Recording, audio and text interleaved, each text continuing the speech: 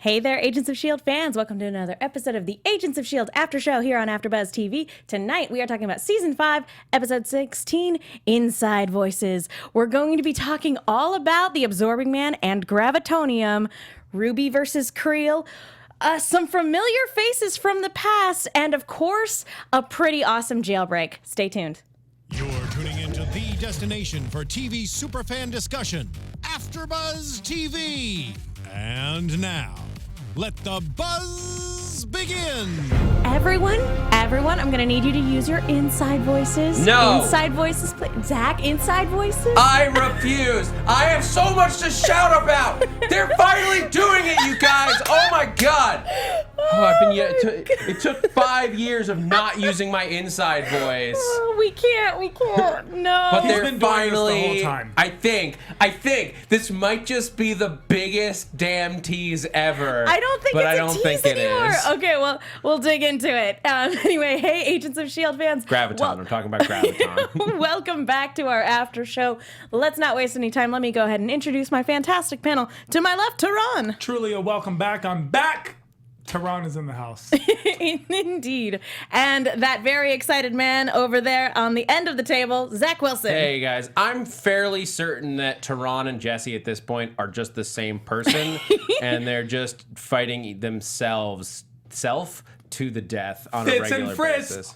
Oh, yeah, that's it. Jesse's just been a manifestation. Is Tehran the framework Clearly, version I of would Jesse? be the framework. I'm clearly the way cool. And just even calling me Jesse actually hurt my heart. But I'm the cool. If there's such thing as a cooler version of Jesse. Anyway, sadly, it just really hurt you that badly. Like, you couldn't even finish the sentence, could it? I mean, I'm just looking at what is cool Jesse, right? What is cool Jesse? Well, sadly, Jesse could not be here with us tonight, but if you guys could send him your well wishes at JessKlein1 on Twitter, that would be fantastic. And I'm Megan Salinas. You guys can, don't worry about that. We are going to be using the hashtag ABTVMarvel for all of you guys following along on Twitter. Zach's got you covered on the live chat. Guys, okay, let's go ahead and just talk about the Gravitonium stuff right here at the top, because it's some of the stuff that we've been waiting for a good chunk of this series. Tehran, you have a question. What is Gravitonium? Gravitonium. Can someone explain to me what is Gravitonium? All right, Gravitonium. You've been gone for a long time. Gravitonium is in case like somebody didn't watch season 1 and is like, I don't know what the hell these people have been talking about for forever. The series has kept talking about Gravitonium all season. Why what is Zach it? yelling? Gravitonium was introduced in season 1. It is a rare element, it's on the periodic table, but not really. On the S.H.I.E.L.D. periodic table. That has anti-gravity elements to it. And so when... What's its element number? B. Doesn't have one because it doesn't actually exist. Where does it rank near adamantium? C. Is it more precious than vibranium? We can't talk about adamantium. It is more rare than vibranium, as far as we know, because the mound in Wakanda is massive, and as far as we know, what we've seen on S.H.I.E.L.D. is all of the Gravitonium. That's all on Earth, at least. So once again, they gave the good stuff to the white people. All I'm gonna say. That's all. Vibranium. Finally, we had something. The difference is vibranium, I think, has more uses. Gravitonium is like pretty much one use. It's just good to manipulate gravity fields. And as we've seen here, it can be very unstable. And in season 1, for people who don't remember, Dr. Franklin Hall, and they showed you a little bit in the flashbacks here, who was trying to manipulate the Gravitonium, got sucked into it at the end, or you fell into it when they unleashed it. Yeah, and he was starting to lose it there a little bit at the end. That hand is at the end of that episode, reaching out, which is teasing Dr. Franklin Hall from the comic books, who turns into a crazily dressed supervillain named Graviton. Graviton is who we're looking for. Yeah, right? which that's is That's your wet dream. Is Graviton. Well, it's not even that I have any particular love for the character. It's a Hulk character. It's very random. He doesn't have any big storylines that I love, but they've been teasing this massive supervillain since season 1. Or rather, they teased it in season 1, and I got excited. And then they just forgot that it existed until now. They teased it they teased it at the end of that first episode, and then they came back to it at the end of season 1 when Bill Paxton's character was just looking at the Gravitonium like he had been communing with it, because he had also kind of gone off the deep end and was a little high on Kree science magic at the time. So it's something that they've constantly kind of dangled a little bit, and then in press releases in previous seasons, when asked about whether or not they were ever going to go back to that, they were like, Well, last year they said they were going to address it in last season, in the and last then they season, didn't. and they didn't. But they pushed it to now. But maybe they were on their Robin and they were thinking ahead, That's even though it was it. back then, which is where the Robin character even came from, is actually inspired by a writer on the show. The showrunners they see the entire series, past, present, and future, and they just got it jumbled. They just got it a little jumbled. But yeah, we see at the beginning of this episode, the absorbing man, Creel, we have Hale trying to get him to absorb the Gravitonium because she thinks he would be a better candidate than Ruby for Destroyer of Worlds. And he tries to absorb it, and it doesn't really go well. And he starts getting images and flashes of Dr. Franklin Hall, and he's hearing voices. It's not just one. Well, here's my theory on this. Sorry. Oh, no, go for it. Because as you point out, like, he's hearing more than one voice, and that is set up later. But I think when Creel tried to absorb the vibranium, he did absorb it, but that material is now entirely bonded to the minds of The Gravitonium. Dr. Hall. Yeah, the Gravitonium and the Gravitonium and Dr. Hall, and now we know by the end of the episode, Ian Quinn, are all in there together. So he didn't just absorb the element into himself, he absorbed part of their consciousness as well. So he took on a piece of them, which I imagine is probably going to drive him a little nuts. You can see him like breaking out in cold sweats the entire episode. But that's what I think it was. I think he actually made their minds a piece of his body. Yeah, and I was a little bit afraid that he was going to get axed by the end of this episode, but knowing that he's alive, he absorbed the Gravitonium, and might have both of their consciousnesses in his mind now, or might be connected to it. Maybe he becomes Graviton before the season shakes out. Not sure. I don't think that's where they're going with it, but I think That means that's where they're going with it. Let me explain Zach's prediction ability. If you want to go through, you want to ask the predictor of worlds, it would be me, right? I would be the predictor of worlds. I've been right. My predictions are on point. I'm so sorry. Tehran thinks he's a member of the Invincible Three. I'm so sorry. Oh, I think. Oh, I am. First, we brought back Hydra. Who thought Hydra was impossible? It was impossible to be part of the I still storyline. maintain that wasn't a good idea. Anyway, Tehran, you were saying? Deke's the grandkid. Uh-huh. Grandkid. No one fought you on that. I felt like you looked at me funny. Right? And this one, I had to battle to the death. Uh-huh. And? And now, I'm liking the Creel Graviton Prediction? prediction. Would that make me right instead of you? Or is it Us. only right because, I haven't you jumped jumped on on it board? yet. I haven't jumped on it yet because I need more information. I need to know why Gravitonium makes people crazy. Well, only when you get absorbed into it. I think that's the thing. Is I don't think the Gravitonium is actually making people crazy. It's when he tried to absorb the element, like Sure. the way he does with like any metal or wood. Like He did in also this absorbed episode. their consciousness. Yeah. But what about Hale and you said someone else? Bill Paxton's character was looking at it. Raina seemed to be able to commune with it a little bit, but So they everyone were in contact also a little with it, crazy. but they become crazier. I don't think it made them crazy as much as just they were already crazy, Well, and thus both- they were going after a very powerful. Sure, but everyone Both seems of to be them obsessed had- with it, right? Both of them had delusions of grandeur, and so like they thought Gravitonium was like a means to that. So end. basically, It's a never weapon. put Gravitonium in front of me. I get it. But what I'm saying is this, doesn't it remind you of the dark magic thing? Oh, from last season with the Darkhold? Sure. It's very Darkholdish in its And everyone's Oh so my obsessed gosh. with getting it. If somebody could just like toss the Darkhold into the little thing of Gravitonium. The world would probably blow up. I mean, At maybe that point. that's what happens. Somebody just throws the Darkhold into What would Gravitonium. happen if Ghost Rider fought Gravitonium? I would have watched that. Oh my god. Flying fire car.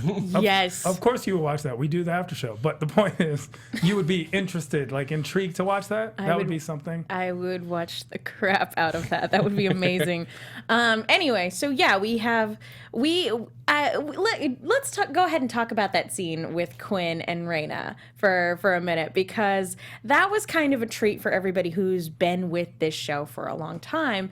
And as we had several people tweeting at us, it turns out that scene was actually on the cutting room floor from previous seasons, from season 1, in fact, and it's really cool that they ended up getting to use it here to provide additional context for the Gravitonium. And knowing that it came from an earlier season 2, it does kind of validate all this Gravitonium stuff a little bit too, because it shows that they had plans for the Gravitonium and they just haven't had the chance to kind of go about doing it yet. Yeah, I think more than likely, and this is just my theory, I don't have anything to back this up. Probably they cut that scene because they weren't sure they wanted to kill off Ian Quinn yet.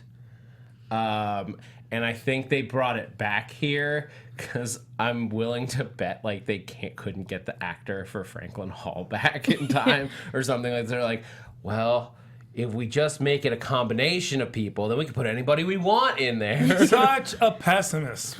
I feel It like also works creatively. I'm just saying. I think there's it's a great tie-in, and something that we've spoken about this on our panel is the tie-in with the shows, and they do it very well. All we have to do is be patient, and it will all explain itself. I will never be patient. I really appreciated this, one, because it's nice to see those characters again, and two, it's kind of been a long-running thing, like, whatever happened to Ian Quinn? And Everyone was asking, like, where the hell did this guy go? For a while, I kind of thought the show had just sort of forgotten about him. And I was like, okay, I guess he must not have been important.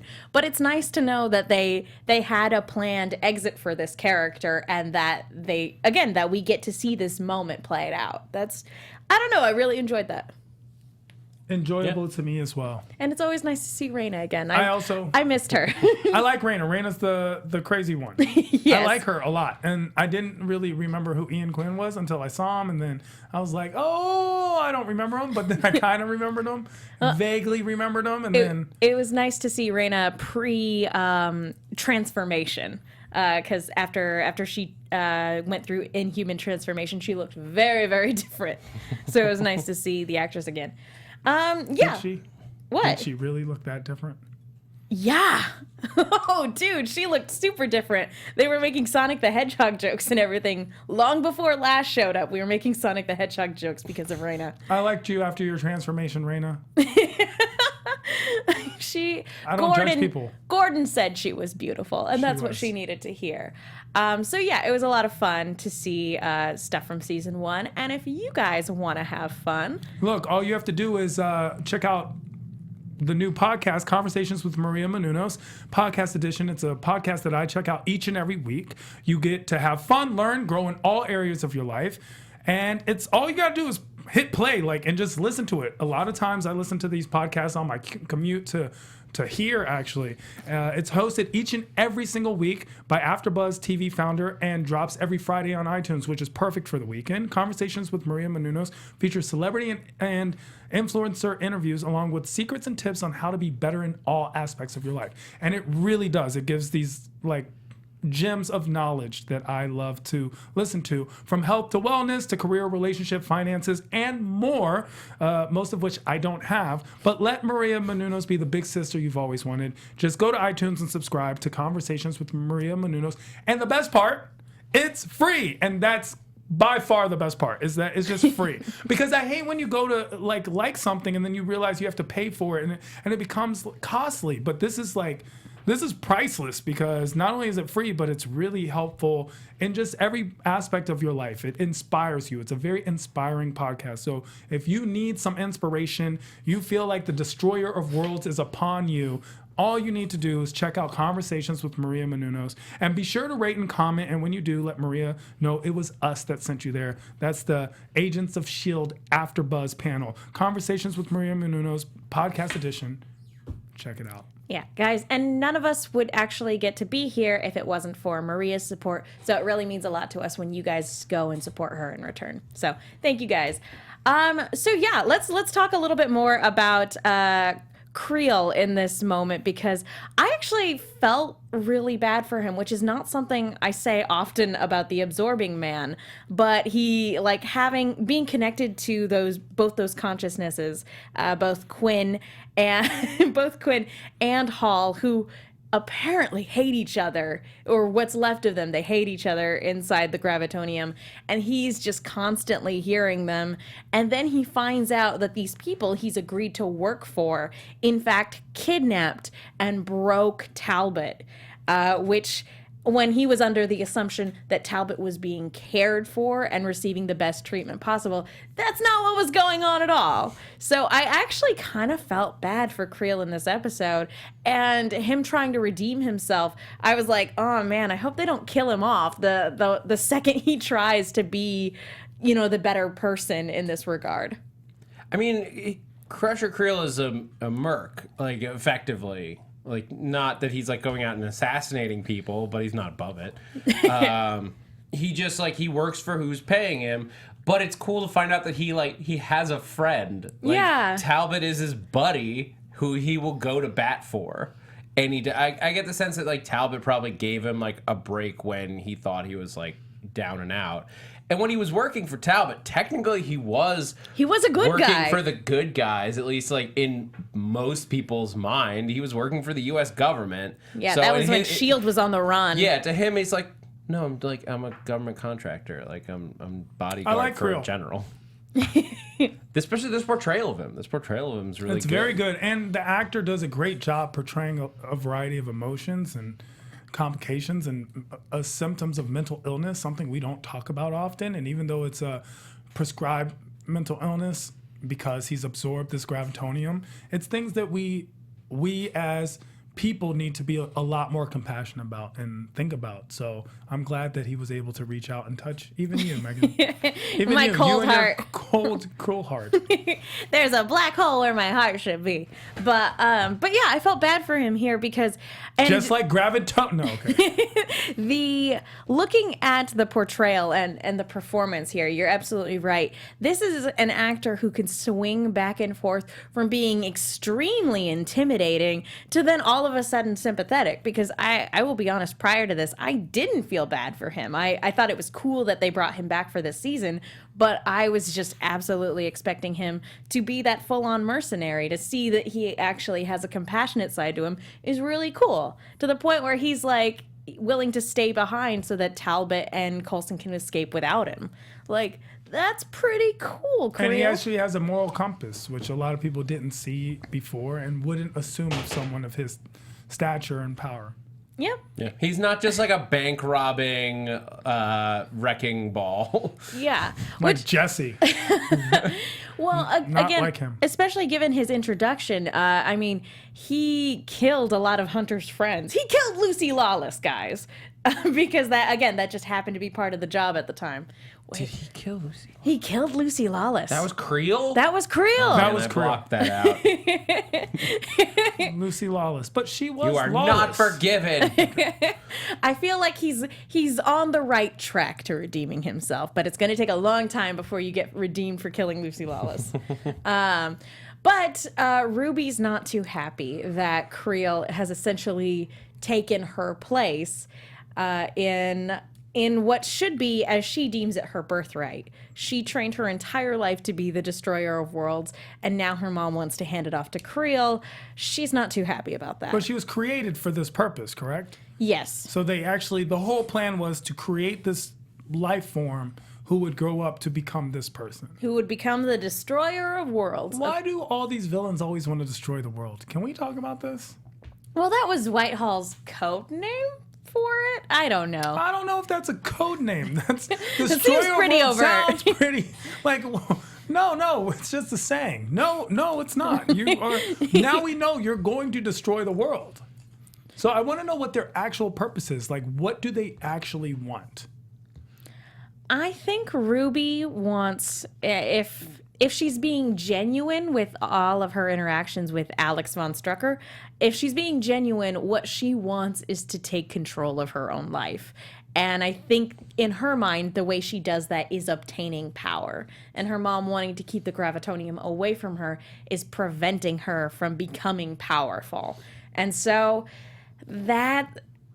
Yeah, I feel like maybe this is better saved for predictions, but I really feel like she is at some point going to try to take out her mom, since her mom is standing in the way of what's going to make her powerful. I agree. Okay. Who's this person? This is Tehran Jr. What do you have to say, Zach? No, that's Megan. We're going to call her Tehran Jr. No, you'd be Megan Jr. She's been here longer than you.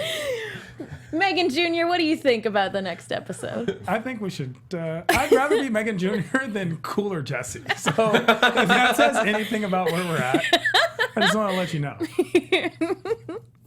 But yeah, it's interesting to watch Ruby sort of when shifting gears. Like she puts on a different face for everybody who's there. She's been a tool her entire life. So it's interesting to see her, especially given the preview that we get for the next episode. We know that she's ultimately going to have a confrontation in the next episode. So we shall see. With it's always, and it comes down to a lot of things. First of all, Alex von Strucker, have we discussed how much in love he is with Ruby? So in love. To the point where he's working hard to destroy the world. He's working hard enough to the point where he's forgetting to eat and drink, and she feels the need to take care of him in that regard. Sure. And that's what she's made to do, is manipulate to get what she wants. So I don't know if she's genuine, but I feel like he is being genuine. He really feels for her and likes her and is willing to do whatever it takes to get in her good graces, which ultimately means making her the destroyer of worlds. It never surprises me what some guys will do to get laid. But it comes down to, this is like what he's willing to do. Second, Ruby's little frisbee thing. I like to think of them as identity discs. Would you like to think of them as Sonara's balls in a disc form? They come back to her. They always, when she throws them, they come right back. Like an I saw some identity people disc. earlier in the chat, I'm sorry, I don't remember who, but they were questioning whether or not they were made of vibranium. Yeah, exactly. Based on because they're bouncing sort of like Cap's shield. That's what I'd like to know. Ooh. But as far as we know, the government doesn't have any vibranium. Not much, anyway. To the point where they have But to does- deal but with does the black Hydra? market. Does Hydra? That is the worst salute. Fair question. I mean, it's very possible. It's very possible that they're made of vibranium. I don't know. Yeah, that's true. Hydra might have had some in storage, and they used it to create that specialized weapon. I don't know. I just like thinking of them as identity discs. That's all. But yeah, so we see that that's sort of where their relationship is at, and whether or not she's using him is up for debate. Yeah, she seems pretty duplicitous. I'm not sure what to make of Ruby. But she's created to be that way, and a lot of people are hating Ruby, but she was programmed from birth to be this person. Yeah. Oh yeah, no, she's never been given a choice. Exactly, she's been taught to be this, and it's don't just putting yourself in someone else's shoes isn't enough. You have to walk with their legs and their ability and knowledge of how to walk. She knows nothing else but to want to be the destroyer of worlds. It's all she's been programmed and brainwashed and conditioned to do. So she's acting within the realms of that programming and conditioning. But we've seen also how defiant she is. She's been defiant from the moment that we were introduced to her. She refused to kill the dog as a part of her graduation ceremony. And, now that it's just basically her and her mom. Who wants to kill dogs? I mean, that's just... The chat also wants us to know that they're called chakrams. Oh, Her weapons. Identity disc. Chakrams. Okay. Chakrams, great Chakrams. cultural appropriation, guys. So the concept is she's been conditioned to do this. I feel Yeah, like on the one hand, yeah, she could try to run away at some point, but And there's go where? Yeah, that's the thing. She has nowhere to go. And be She who? has no money. Of course her mother would use all of her resources as both a member of the US Air Force and a member of Hydra to track her down. She has nowhere to go and she has no way out. So it could be Alex is her way out. So we'll see. All right. Do we have any other thoughts on the sort of Hydra side of things for this episode? Because the only thing I have other thoughts on is just getting to see Talbot escape. It's nice to see that, like, after that character has been put through so much, that at least now he at least has a way of potentially getting out. Adrian Pastar did a great job playing crazy. Yeah. In this episode. Yeah, I really liked what he did, where he's like talking to them with like a military. I got some in my eye, but I'm not gonna finish. I am gonna finish my thought. No. Nick Fury style. He did a great job portraying like the military aspect of that character through all of his crazy. The way the repetition, everything about it just felt really real. Yeah, his inflection, the delivery, all of that was really well done, to the point where, yeah, even he's not using his inside voice, and they're like, okay, going in the wrong direction. I appreciate that moment too, when it looked like Coulson had like when Coulson didn't have a pulse, and Creel, as we discussed, actually resuscitated him. At Talbot's behest, and so that was a pretty cool moment too, because it's like, again, I never thought that Creel of all people would be somebody that would save Coulson's life, and he did. So I'm liking what they're doing with him at the moment.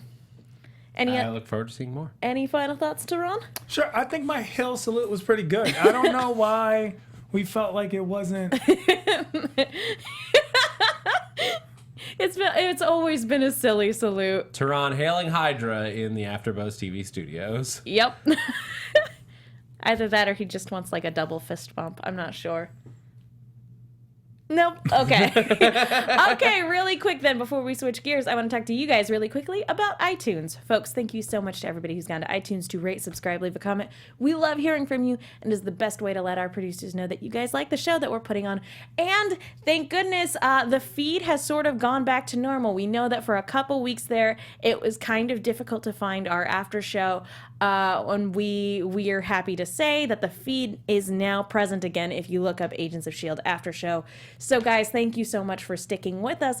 And if you guys do leave a comment, we will give you a shout out on the show. Do we have any new comments this week? We do, and I want to read it, but I'm afraid because I feel like it's gonna just like Tehran's ego's already about to explode. Stargate Cree says, episode 101, The Feels. I need Tehran to review this episode. And I think Gemma will do anything to stay with Fitz. Either Fitz. It's because you left right as Fritz showed up. Fritz is. Are we talking Fritz yet or no? Because that's my Gravitonium. You understand? That's my Gravitonium. That's your white whale. I love Fritz. Love Fritz. Yeah. That's Much it. better. That was the one review. I did watch the episode and go, man, Tehran's going to be kicking himself that he didn't show. I know. I'm so sorry, guys. I was like on tour and I was watching and I was like, Fritz is the best thing that's ever happened to Gemma and to me. And now I see what Gemma saw in Fitz this whole time. The truth. And it was Fritz. And it was, once again, Tehran prediction, something that was deep inside him. He is Fritz in some part of his subconscious. It's not a prediction. That's just Please what stop the speaking. That's just the show. Silence, mortal! It doesn't count as a prediction if they say it on the show and then you repeat it on the after show. And he's like, prediction confirmed. I said this before it was said. And what I am saying, as we use the term Fritz, I would like to say this to Fritz. Thank you for letting all of us know that it's okay to be ourselves. It's okay to be evil. Do we have any other? That's it for this week. But guys, be sure to leave your comments on iTunes, your reviews, because they do really help us like get the podcast out there and helps people find it. So leave us that review, and we will give you a shout out on the show. I did want to have one conversation regarding Robin, which we did not discuss. No, not yet, but we're switching gears. Okay, let's go ahead and talk about... What's the gears we're switching? We need to talk about We're Robin. switching to the S.H.I.E.L.D. side of things. Yeah, let's go ahead and talk about Robin. Oh, that was just the Hydra side? Yeah, that was the Hydra side of things. That's the exciting side. Well, you want to talk about Robin? Go ahead. Okay, so Robin sees her own death and then stops speaking. Mm-hmm. And then a part that reminded me I have a heart. When Robin sees May and calls her mommy and says, I've missed you. Wow, if I wasn't so busy just wanting to dominate the world and become the destroyer of worlds myself, I would have given Robin a hug. Oh my gosh. Wasn't that the cutest, sweetest thing? And had to have broken her real mom's heart. And I felt like this must be what it's like for someone who gives up their child or an adopted parent or something. I just don't know. I just felt so many things. What are those things called when they're not thoughts and they're not evil? Emotions. Tehran's got the feels, guys. Did Tehran feel a feeling? Tehran got hit right in the feels. Oh, Tehran felt a feeling. Oh. So, yeah, that was such a bittersweet moment because it was the first time Robin had been responsive to anybody in months. Daisy even tries talking to her to try to get her to help locate Coulson, and kind of to no avail. But when she sees May, she finally speaks. And you can see it on her mom's face of this realization. It's both joy and sorrow at the same time. And to the point where her mom takes May aside and she's like, I'm not in a lot of these pictures. She can see the writing on the wall. She's like, clearly something happens to me. She called you mom. The future is written all around us. If anything happens to me, and May is insistent, no, it's going to be fine, probably. I don't know that this all ends horribly. The question is, if we do fix the timeline, which we sort of have to, what happens to Robin? Is Robin going to have a breakdown? Is her power going to short out? What happens if you alter the timeline when Robin has already theoretically experienced it? That's a good point. I don't know if I'm as worried about Robin as I am the rest of the world. But yes, what happens to Robin? I mean, let's fix the world. Let's not just... I had one feeling, not an entire... Now, who's to say that Robin hasn't already seen that world? Because supposedly there is a way to fix the time loop, and that's them getting Flint to go back with them, which they didn't do. But something interesting to me is if they're invincible because they feel like they're invincible because they are in the future, doesn't that negate their ability to actually change the time loop? As in, I can't change the time, that's why I won't die, yet we're trying to change the time. That sounds like a paradox. I mean, it's all we just don't know what the rules are of the time travel here. Yeah. It's because there are Back to the Future style. You can go back and change things, and the world won't blow up or from a paradox. But the mentality behind the Invincible 3 is that they're we can't die, and guess what? If we do die, then something has changed and we've broken the loop. So that would suck for us as individuals, but it means that the time loop is broken, and so we've managed to change something. Yeah, I think the world will still Yo-Yo. If she dies recklessly, I don't think it's going to prevent the world from blowing up. Yo-Yo, come on, stop getting into trouble. Can I just say how cute it is that Mac is being such a mechanic about her arms, but is also constantly I'm not babying you. I just want to make sure your arms are the best. And I don't know. I think their interactions are so cute up until she locks him in a cell. That's probably because you've never been in love. But as someone who's a lover, let me explain, Megan. It's called love. When you love someone, we established it's just a big black hole. Exactly. That's why I'm trying to explain it to you. I had a feeling earlier. He did have one feeling. And so Tell now me what's I'm love. an expert. What love is like. So love is when one person tries to take care of the other person, and the other person betrays their trust and locks them in the door. I thought love in meant a- never in a having to say prison. you're sorry for locking your partner in prison. So that's what love really is. So in case you were wondering, oh, should I stay in this relationship? Yes. Can we talk about Gemma's insane test for a moment to prove that she's invincible? Like, that entire sequence, I kind of thought that she was cheating the entire time, that all four of them water. were water. Yeah. I thought that she was cheating, and she did put on a marvelous performance that she didn't bother to inform Fitz about prior. So that was that. I thought the way the sequence played out was really well done. The fact that she really was putting her life in danger in that regard, like, that was kind of terrifying, but also really cool. It shows strength of 'cause she's like, conviction. boom, scienced, scienced, yo. And the fact that she didn't let Fitz in on that, it shows that they really are alike in that regard, in the same way that Deke had that moment where he's like, hey, this is the world I come from is a kill or be killed world. I kind of respect you for what you did. And so, I don't know, I thought that whole sequence played out marvelously. Oh, man. It was intense. It was my favorite part of the show. And this was a good look. The episode was great. The episodes have been really, really good, on point lately.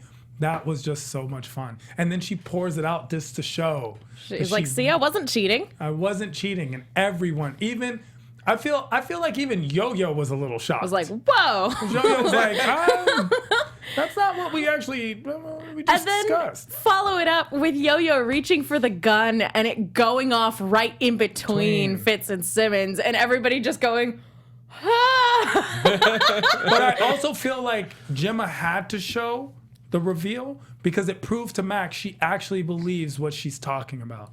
And it did show a strengthened conviction that the bullet also showed on its own, happenstance. But this was a calculated decision that Gemma made because she believes in the science of her theory.